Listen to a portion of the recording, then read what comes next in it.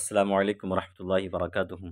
अल्हम्दुलिल्लाहि रब्बिल आलमीन व बिही नस्तईन वस्सलातु वस्सलामु अला सय्यिदिल अंबियाइ वल मुरसलीन व अला आलिहि व सहबिहि अजमईन व मन इत्तबअहुम इला यौमिद्दीन। बाबुल इल्म अनवारिया एजुकेशनल सोसाइटी और जामिया अनवारिया हैदराबाद के ज़ेर एहतमाम मिशकातुल मसाबीह के दर्स का सिलसिला जारी है। आज मिशकात की हदीस नंबर 94 पर हम गुफ्तगू करेंगे। यह हदीस बाबुल ईमान बिल क़द्र की फ़स्ल सानी के तहत मज़कूर है।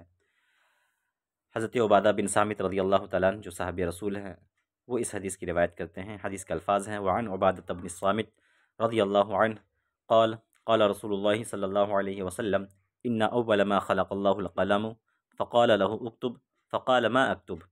हज़रत उबादा बिन सामित रज़ियल्लाहु तआला अन्हु बयान करते हैं कि अल्लाह के रसूल सल्लल्लाहु तआला अलैहि वसल्लम ने इरशाद फरमाया कि यकीनन अल्लाह रब्बुल इज़्ज़त ने सबसे पहले जिस चीज़ को पैदा फरमाया अलक़लम, वो कलम है। फ़क़ाल लहु, तो अल्लाह ने कलम से फरमाया उक्तुब, तुम लिखो। फ़क़ाल, तो कलम ज़बान हाल से अर्ज़ गुज़ार हुआ मा अक्तुब, परवरदिगार मैं क्या लिखूँ। क़ाल, तो अल्लाह रब्बुल इज़्ज़त ने इरशाद फरमाया उक्तुबिल क़दरा, तक़दीर लिखो।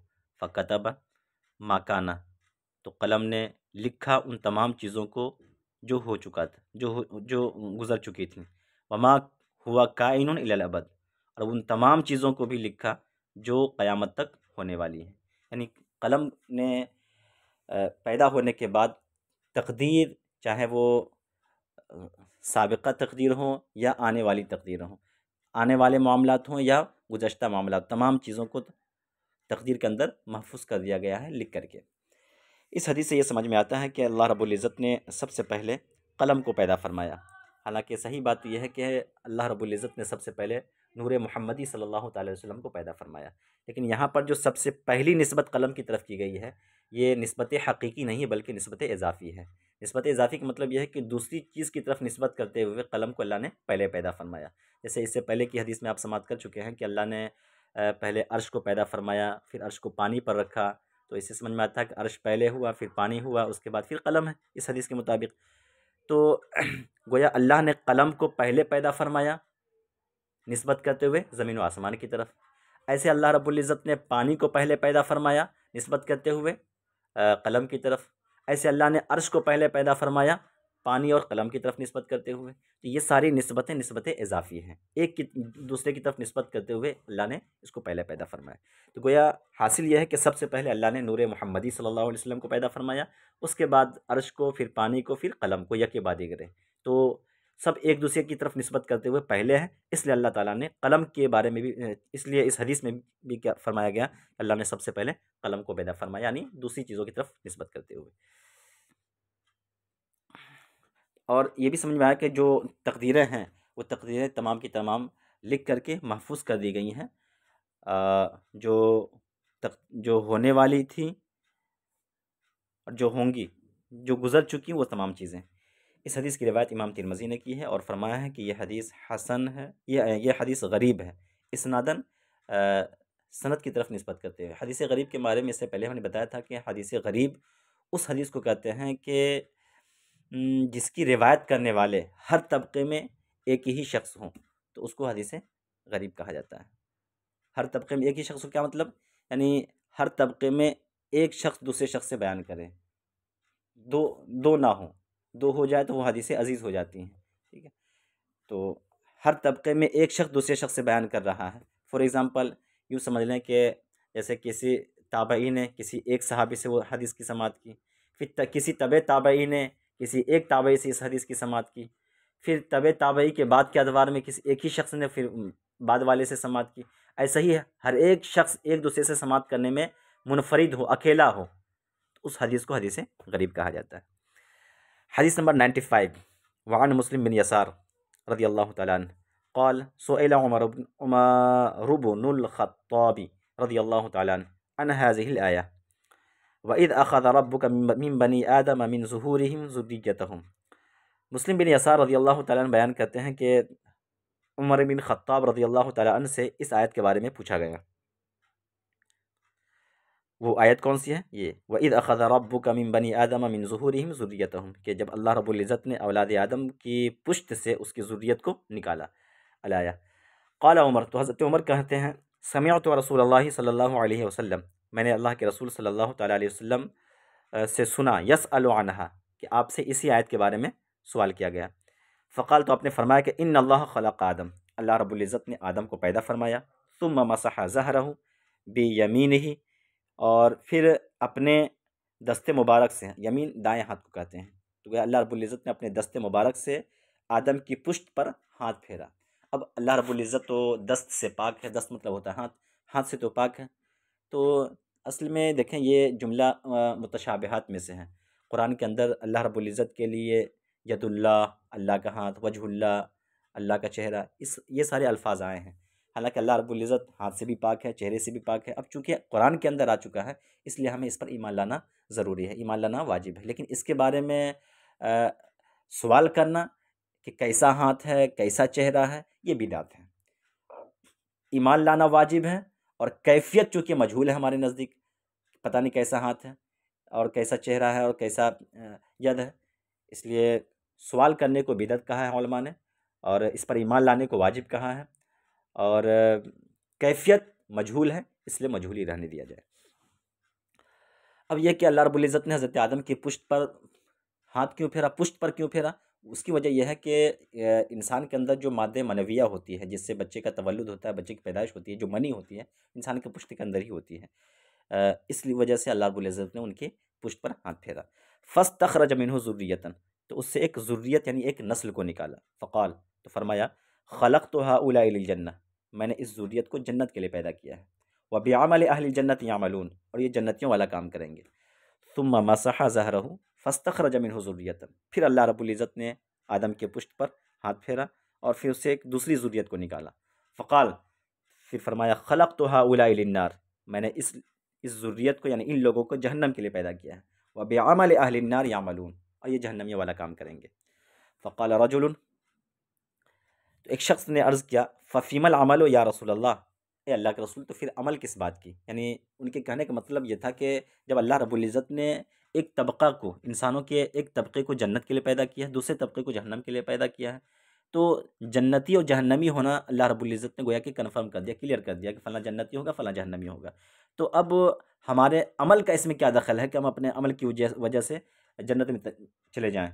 क्योंकि जब हम लाख अमल करते रहें लेकिन अल्लाह ने हमें अगर जहन्नमियों में नाम लिख दिया है, तो हम जहन्नमी में जाएंगे। हम लाख अमल करते रहें, अगर अल्लाह रब्बुल इज़्ज़त ने हमें अगर हम लाख बुराइयां करते रहें लेकिन अल्लाह ने हमारे लिए जन्नत लिख दिया है, तो हम जन्नत ही में जाएंगे। गोया कि अमल का फ़ायदा क्या रहा फिर, ये एक उनका सवाल था। तो इस सवाल के जवाब में अल्लाह के रसूल सल्लल्लाहु अलैहि वसल्लम ने फरमाया कि फ़क़ाल रसूलुल्लाह सल्लल्लाहु अलैहि वसल्लम इन्नल्लाह इज़ा ख़लक़ल अब्द, कि जब अल्लाह रब्बुल इज़्ज़त ने बंदे को पैदा फरमाया, लिल जन्नत, जन्नत के लिए, इस्तामलहु बिअमलि अहलिल जन्नह, तो उसे जन्नतियों वाले काम में लगा दिया। यानी जिस तबके को जन्नत के लिए अल्लाह ने पैदा फरमाया, तो उसे जन्नतियों के काम में लगा दिया। हत्ता यमूत अला अमल मिन अमालि अहलिल जन्नह, यहाँ तक कि जब वो मरेगा तो जन्नतियों के काम पर मरेगा, यानी जन्नतियों के किसी काम को के करने की हालत में मरेगा, या उसी जन्नतियों वाला काम करते करते वो मरेगा। फ़यदख़ुलुहु बिहिल जन्नह, तो उसके सबब से वो जन्नत में दाखिल होगा। व इज़ा ख़लक़ल अब्दु लिन्नार, और जब अल्लाह रब्बुल इज़्ज़त ने एक तबके को यानी किसी जिस बंदे को जहन्नम के लिए पैदा किया, इस्तामलहु बिअमलि अहलिन नार, तो उसे जहन्नमियों के काम में लगा दिया। हत्ता यमूत अला अमलिम मिन अमालि अहलिन नार, यहाँ तक कि वो जहन्नमियों का काम करते हुए वो मरेगा। फ़यदख़ुलुहु बिहिन्नार, तो उस जहन्नम वाले अमल के सबब वो जहन्नम में दाखिल होगा। यानी नबी पाक सल्लल्लाहु अलैहि वसल्लम ने जवाबन निशात फरमाया कि ऐसा नहीं है कि अमल का कोई दखल नहीं है, यानी अमल का भी दखल होता है। अल्लाह रब्बुल इज़्ज़त ने हर इंसान को अक़ल सलीम अता की है, एक ज़हन दिया है, सोचने समझने की क़ुव्वत दी है, और ये भी फरमा दिया है कि ये चीज़ें हक़ हैं, ये चीज़ें नाहक़ हैं, ये जायज़ है, ये नाजायज़ है, ये हलाल है, ये हराम है। अब इंसान अगर अपने अक़ल की रोशनी में ये फ़ैसला करे कि फ़ैसला करते हुए वो नाजायज़ चीज़ों को भी की तरफ भी रग़बत करे और हराम चीज़ों की तरफ रग़बत करे अपने अक़ल की रोशनी में, और जायज़ चीज़ों की तरफ ना जाए, तो गोया वो अपने अक़ल की वजह से जहन्नमियों वाला काम करने का मुजरिम होगा। तो उस बुनियाद पर वो जहन्नम में जाएगा। और जो अपने अक़ल की रोशनी में ये फ़ैसला करे कि नहीं, हमें जन्नतियों वाला काम करना चाहिए, जहन्नमियों वाले काम से दूर रहना चाहिए, तो गोया अपने अक़ल की रोशनी में उसने सही फ़ैसला किया, इसलिए उसके अमल की वजह से अल्लाह रब्बुल इज़्ज़त उसे जन्नत में दाखिल फरमाएगा। तो ऐसा नहीं कि अमल का दखल नहीं होता है, अमल का भी दखल है। इंसान अपने अक्ल की रोशनी में अगर जन्नतियों वाला काम कर रहा है तो जन्नती होगा, और उसी अक्ल की रोशनी में अगर वो जहन्नमियों वाले काम करने का उसने फैसला किया है तो वो जहन्नम को मुस्तहिक होगा। इस हदीस की रिवायत इमाम मालिक और इमाम तिरमिज़ी और इमाम अबू दाऊद ने की है। हदीस नंबर 96, वान अब्दुल्लाह इब्न उमर रज़ियल्लाहु तआला अन्हु क़ाल ख़रज रसूलुल्लाह सल्लल्लाहु तआला अलैहि वसल्लम व फ़ी यदैहि किताबान। हज़रत अब्दुल्लाह बिन अमर रज़ियल्लाहु तआला अन्हु बयान करते हैं कि नबी पाक सल्लल्लाहु तआला अलैहि वसल्लम निकले इस हाल में कि आपके दस्ते मुबारक में दो किताबें थीं। फ़क़ाल, तो आपने फरमाया, अतदरूना मा हादानिल किताबान, मा हादानिल किताबान, क्या तुम लोग जानते हो कि ये दोनों तहरीरें कैसी हैं, यानी ये दो किताब कैसे हैं? कुलना, हम अर्ज़गुज़ार हुए, ला या रसूलल्लाह सल्लल्लाहु अलैहि वसल्लम, हमें नहीं मालूम है अल्लाह के रसूल सल्लल्लाहु अलैहि वसल्लम, इल्ला अन तुख़बिरना, जब तक कि आप हमें न बता दें। फ़क़ाल लिल्लज़ी फ़ी यदिहिल यमना, तो आपने उस तहरीर के बारे में फ़रमाया जो आपके दाहिने हाथ में थी। क्या फ़रमाया? हादा किताबुम मिन रब्बिल आलमीन, मिन रब्बिल आलमीन, कि यह रब्बुल आलमीन की तरफ से, यह किताब रब्बुल आलमीन की तरफ से है। फ़ीहि अस्माउ अहलिल जन्नह, कि इस तहरीर में, इस किताब के अंदर जन्नतियों के नाम लिखे हुए हैं। व अस्माउ आबाइहिम, उनके वालिदैन यानी आबा व अजदाद के भी नाम लिखे हुए हैं। व क़बाइलिहिम, और वो जन्नती किस कबीले से होगा उनके कबीले के भी नाम लिखे हुए हैं। सुम्मा उजमिला अला आखिरिहिम, फिर आखिर में इजमाली तौर पर उसका हिसाब लगा दिया गया। इजमाली तौर पर फिर उसका हिसाब, उजमिला इजमाल के माने में है, इजमाली तौर पर आखिर में उसका हिसाब लगा दिया गया है। ये इसकी हम वजाहत अभी कर रहे हैं। फ़ला यज़ादु फ़ीहिम वला यनक़ुसु मिनहुम अबदन, तो उसमें से न कुछ कम होगा न कुछ ज़्यादा होगा, वला यनक़ुसु मिनहुम अबदन, और न कभी उसमें से कुछ कम होगा। देखें, इसमें जो कहा गया कि नबी पाक सल्लल्लाहु अलैहि वसल्लम दो तहरीरें लेकर के आए, जिसमें पहली तहरीर के बारे में आपने क्या फरमाया, जो दाएं हाथ में थी, कि ये इसमें जन्नतियों के नाम लिखे हुए हैं, उनके वालिदैन, उनके कबीले का भी नाम लिखा हुआ है।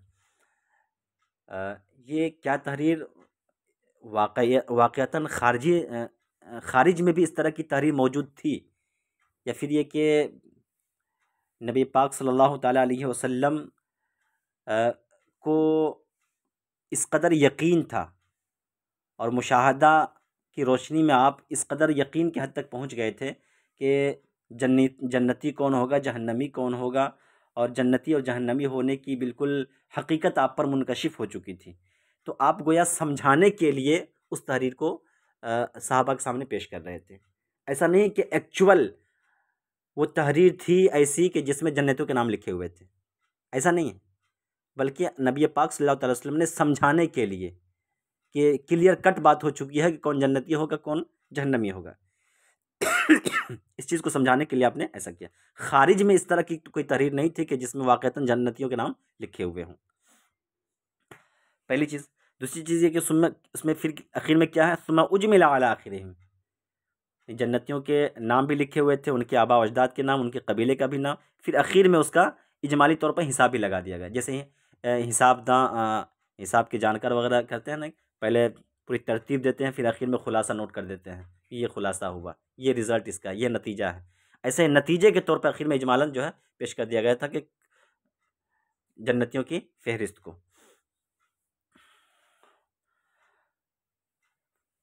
और फरमाया कि फ़ला यज़ादु फ़ीहिम वला यनक़ुसु मिनहुम अबदा, कि ये जो तादाद जो आखिर में खुलासे के तौर पर हमने पेश की है ना, जो इसमें लिखा हुआ है, इस तादाद में न ज़्यादा होगा, ये तादाद न ज़्यादा होगी, वला यनक़ुसु मिनहुम अबदन, और न कभी इसमें कुछ कमी होगी। सुम्मा क़ाल लिल्लज़ी फ़ी शिमालिही, फिर आपने उस तहरीर के बारे में फरमाया जो आपके बाएं हाथ में थी। क्या फरमाया? हादा किताबुम मिन रब्बिल आलमीन, ये भी अल्लाह रब्बुल इज़्ज़त की तरफ से है, यानी ये तहरीर भी अल्लाह की तरफ से है। फ़ीहि अस्माउ अहलिन नार, इसमें जहन्नमियों के नाम हैं। व अस्माउ आबाइहिम, उनके उन जहन्नमियों के आबा व अजदाद के भी नाम। व क़बाइलिहिम, और उनके कबीले के भी नाम। सुम्मा उजमिला अला आखिरिहिम, फिर आखिर में उसका इजमाली हिसाब भी लगा दिया गया है, यानी कितने लोग काउंट करके कितने लोग जहन्नम में जाएंगे और कितने लोग जन्नत में जाएंगे। फ़ला युज़ादु फ़ीहिम वला युनक़सु मिनहुम अबदन, अब उस तादाद में न ज़्यादती होगी और न कभी कमी होगी। फ़क़ाल अस्हाबुहु, तो आपके असहाब ने अर्ज़ किया, फ़फ़ीमल अमल या रसूलल्लाह सल्लल्लाहु अलैहि वसल्लम, तो अल्लाह के रसूल सल्लल्लाहु अलैहि वसल्लम फिर अमल किस बुनियाद पर, यानी अमल हम किस बुनियाद पे करें, क्यों करें। इन काना अमरुन क़द फ़रग़ मिन्हु, जब मामला ऐसा है कि जिससे फ़राग़त पाई जा चुकी है, जब मामला तय हो चुका क्लियर कट कि फ़लाँ जन्नती होगा फ़लाँ जहन्नमी होगा, फिर अमल हम किस बुनियाद पर करें। अब तो हमारा अमल किसी काम का नहीं होना चाहिए, क्योंकि क्लियर कट फ़ैसला हो चुका है कि तुम जन्नती हो या जहन्नमी हो। फ़क़ाल, तो आक़ा करीम सल्लल्लाहु अलैहि वसल्लम ने इरशाद फ़रमाया, सद्दिदू व क़ारिबू, सीधे रास्ते पर चलो और अल्लाह का क़ुर्ब इख्तियार करो। फ़इन्न साहिबल जन्नति युख्तमु लहू बिअमलि अहलिल जन्नह व इन अमल अय्यु अमलिन, इसलिए कि जन्नतियों के लिए मुहर लगा दी गई है जन्नतियों का काम करने की, इसलिए कि जो जन्नती है उसके लिए मुहर लगा दी गई है कि वो जन्नतियों का काम करेंगे। व इन अमल अय्यु अमलिन,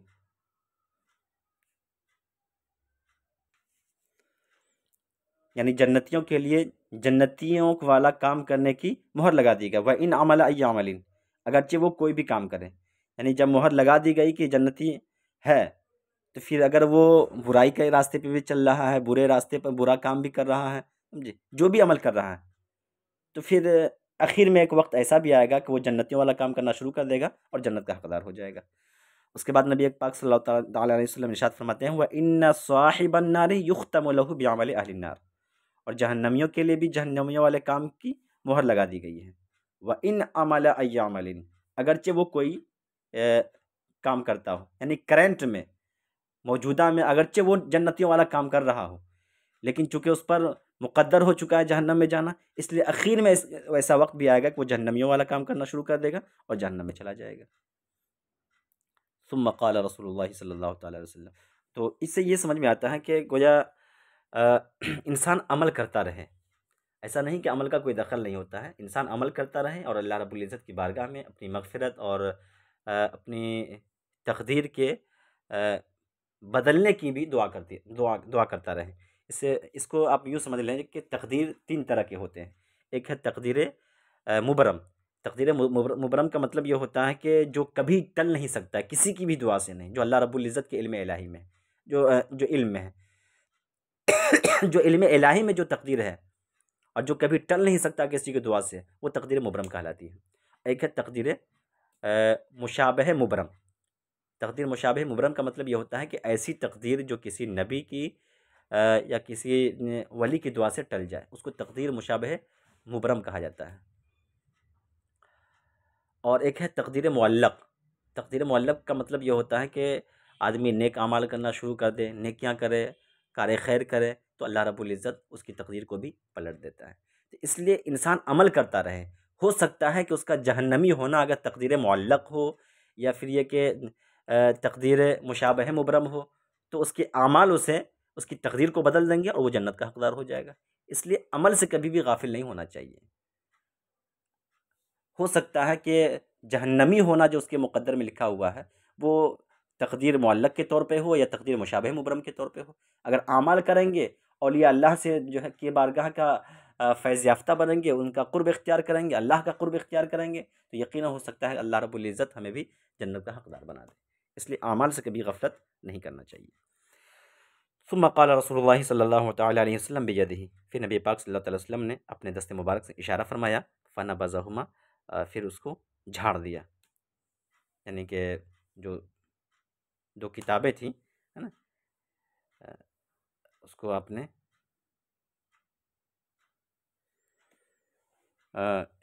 गोया कि ये कहना है कि अल्लाह रब्बुल इज़्ज़त यानी नबी पाक सल्लल्लाहु अलैहि वसल्लम ने जो अपने दस्ते मुबारक को झाड़ दिया, ये इस तरफ इशारा करना है कि अल्लाह रब्बुल इज़्ज़त भी अपने बंदों से फ़ारिग़ हो चुका है कि एक फ़रीक़ को, अपने बंदों में से एक फ़रीक़ को अल्लाह ने जन्नती बनाया है और दूसरे फ़रीक़ को अल्लाह ने जहन्नमी बनाया है। ठीक है, तो ऐसे ही हाथ झाड़ने से ये इसी तरफ इशारा है कि अल्लाह रब्बुल इज़्ज़त बंदे के बारे में फ़ारिग़ हो चुका है कि कौन जन्नत में जाएगा और कौन जहन्नम में जाएगा।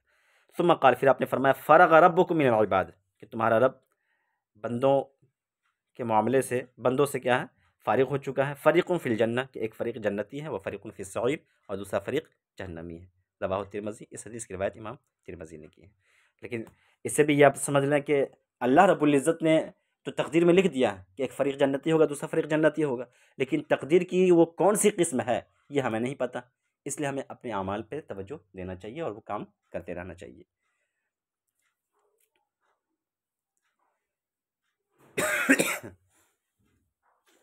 हदीस नंबर 97, वअन अबी खुज़ामा रज़ियल्लाहु तआला अन्हु अन अबीही क़ाल क़ुल्तु या रसूलल्लाह अरायत रुक़न नस्तरक़ीहा व दवाअन नतदावी बिही व तक़ातन नत्तक़ीहा हल तरुद्दु मिन क़दरिल्लाहि शयअन क़ाल हिय मिन क़दरिल्लाह। हज़रत अबू खुज़ामा रज़ियल्लाहु तआला अन्हु अपने वालिद से रिवायत करते हैं, वो कहते हैं कि मैंने अर्ज़ की, अल्लाह के रसूल सल्लल्लाहु तआला अलैहि वसल्लम, आप क्या इरशाद फरमाते हैं कि वो मंतर नस्तरक़ीहा जो हम करते हैं, यानी झाड़ फूँक दुआ तावीज़ वग़ैरह जो हम करते हैं, व दवाअन नतदावी बिही, और जिस दवा को हम इस्तेमाल करते हैं, जो दवा हम यूज़ करते हैं, व तक़ातन नत्तक़ीहा, और जो परहेज़ हम करते हैं, यानी कभी झाड़ फूँक करते हैं, बीमार हों तो दवा का इस्तेमाल करते हैं, या जिस चीज़ से डॉक्टर बचने की हमें हिदायत देता है उन चीज़ों से बचते हैं। मिसाल के तौर पर कि खांसी का वक्त है, सर्दी है, तो हम गर्म पानी यूज़ करते हैं। ऐसे ही ऐसे मौके पर ठंडी चीज़ें खाने से परहेज़ करते हैं। तो क्या ये जो परहेज़ हम करते हैं या दवा इस्तेमाल करते हैं या मंतर वग़ैरह या अस्तग़फ़िरुल्लाह, या फिर दुआ तावीज़ हम करवाते हैं, तो हल तरुद्दु मिन क़दरिल्लाहि शैअन, क्या ये चीज़ें अल्लाह रब्बुल इज़्ज़त की तक़दीर को अल्लाह रब्बुल इज़्ज़त की तक़दीर में से कुछ क्या कम कर देती हैं या अल्लाह की तक़दीर को मिटा देती हैं? यानी ये सारी चीज़ें अल्लाह की तक़दीर को मिटा देती हैं। क़ाल, आपने फरमाया, हिय मिन क़दरिल्लाह, ये भी अल्लाह की तक़दीर से हैं। यानी जो कुछ भी तुम करते हो कि दवा का इस्तेमाल या परहेज़ वग़ैरह, ये भी अल्लाह की तक़दीर में लिखा हुआ है। नहीं ऐसा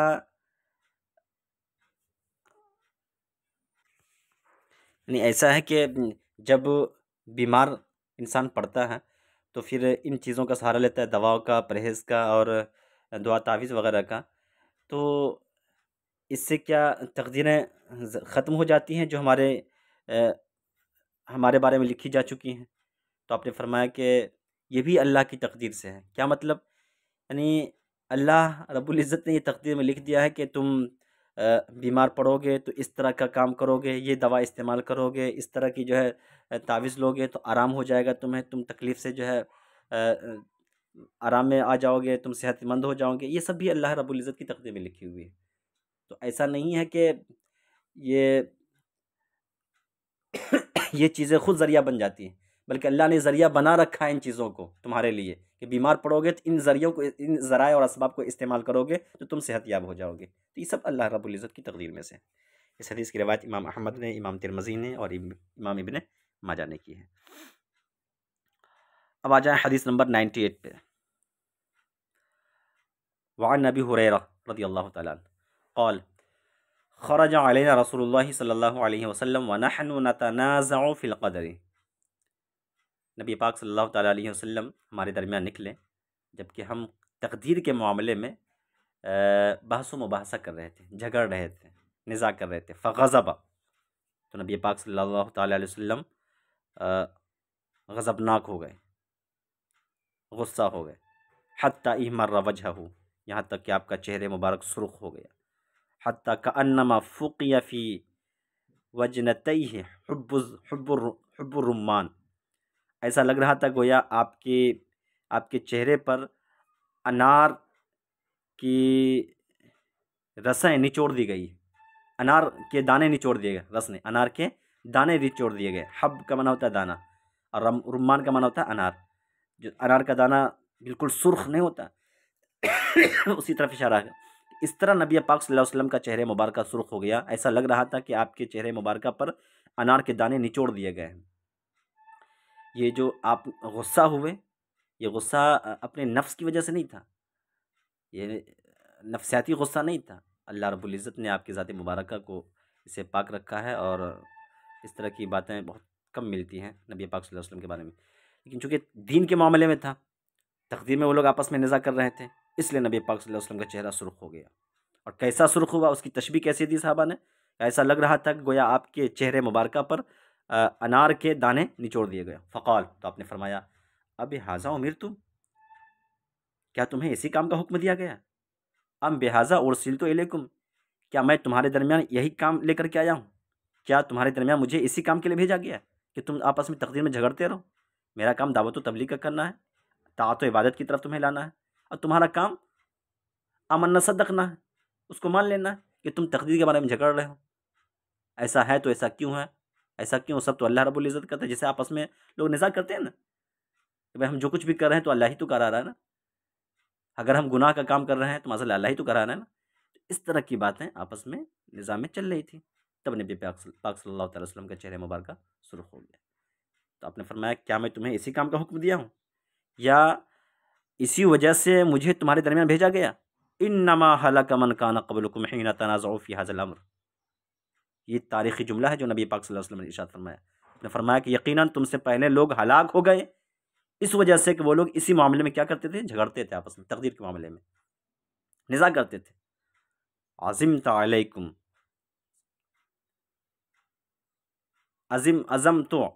अज़मतु अलैकुम, मैं तुम्हें ताकीद करता हूँ, मैं तुम्हें ताकीद करता हूँ कि अल्लाह ततनाज़अू फ़ी, कि तकदीर के मामले में आपस में निज़ा मत करो, झगड़ो नहीं। आजकल लोग इसमें दिलचस्पी भी लेते हैं, ज़्यादा रग़बत दिखाते हैं, इससे परहेज़ करना चाहिए। तकदीर के बारे में ज़्यादा निज़ा और झगड़ा करना ये गुमराहियत तक ले जाती है, इसलिए आदमी इससे परहेज़ करे और ये समझे कि अल्लाह रब्बुल इज़्ज़त का ये एक राज़ है जिसे अल्लाह ने पोशीदा रखा है हम लोगों से। बस हमें जो अल्लाह ने हुक्म दिया है इबादतों का, हम उसकी इबादत व बंदगी करते रहेंगे।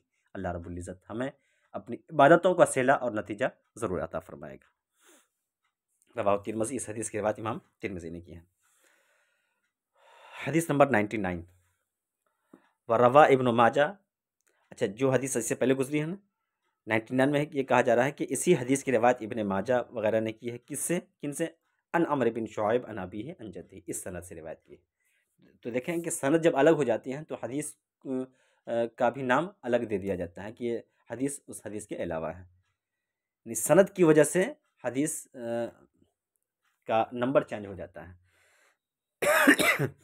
अल्फाज बयानी वही है लेकिन सनद चूँकि दूसरी है। हदीस नंबर 100, वअन अबी मूसा रज़ियल्लाहु तआला अन्हु क़ाल समिअतु रसूलल्लाहि सल्लल्लाहु तआला अलैहि वसल्लम यक़ूल।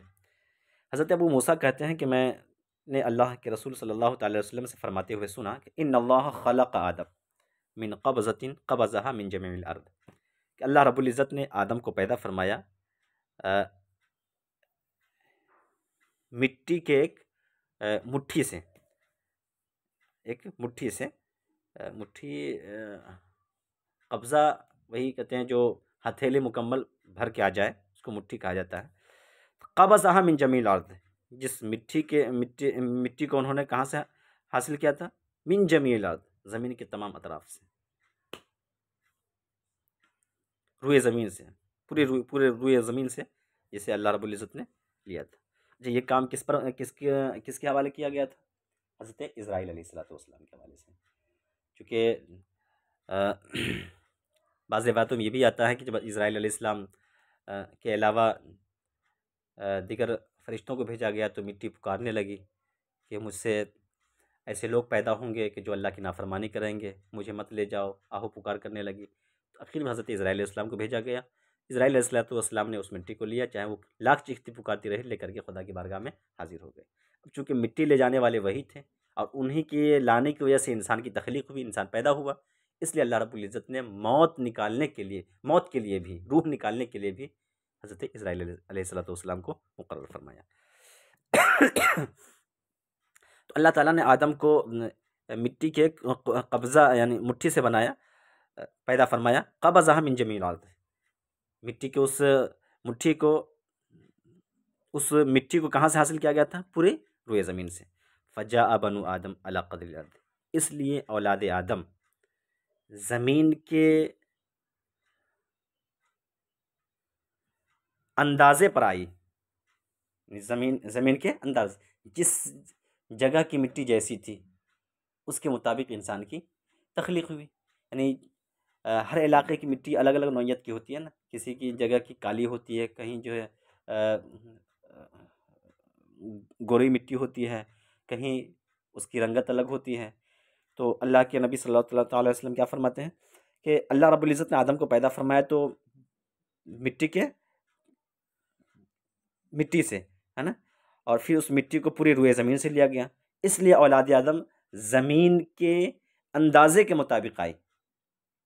मिनहुमुल अहमर वल अबियज़, उनमें से कुछ सुर्ख हैं, वल अबियज़ कुछ वाइट हैं, सफ़ेद हैं, वल अस्वद कुछ काले हैं।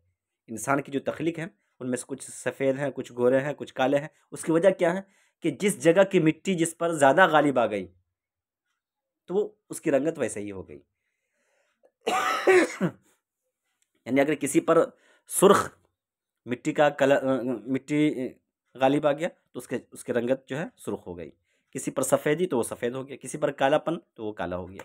और बैन ज़ालिक, और कोई दरमियान दरमियान यानी सौला। वस्सहलु वल हज़्नु,